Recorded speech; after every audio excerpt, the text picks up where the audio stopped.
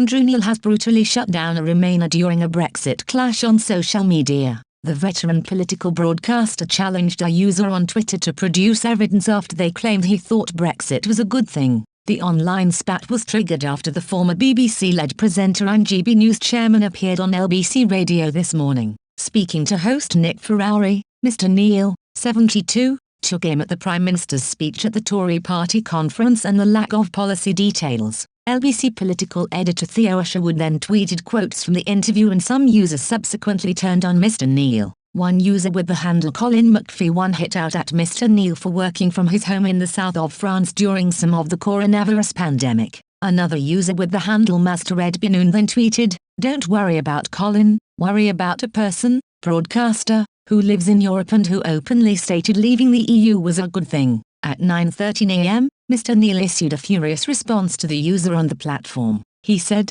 "Either produce evidence that I ever stated leaving the EU was a good thing or be blocked. You have an hour." Exactly 60 minutes later, Mr. Neil followed up his earlier post and wrote, "Time's up, blocked." On Twitter, Mr. Neil also responded to the other user and addressed his living situation with a brilliant takedown. Responding to Colin McPhee, the no-nonsense broadcaster wrote, "Where I am is none of your business, but just to make you look a total numpty, I'm in London and I did the interview from Chelsea, where it's a rather grey day but at least the rain has held off." During his appearance on LBC, he criticised Boris Johnson for his speech at the Conservative Party conference in Manchester on Wednesday. Mr. Neil insisted the Prime Minister failed to address the immediate economic and supply chain issues affecting the UK this winter. He also voiced concerns over the lack of plans in place to deal with social care. Mr. Neil told LBC, "This winter we're going into a serious cost of living crisis which will hit the poorest most of all.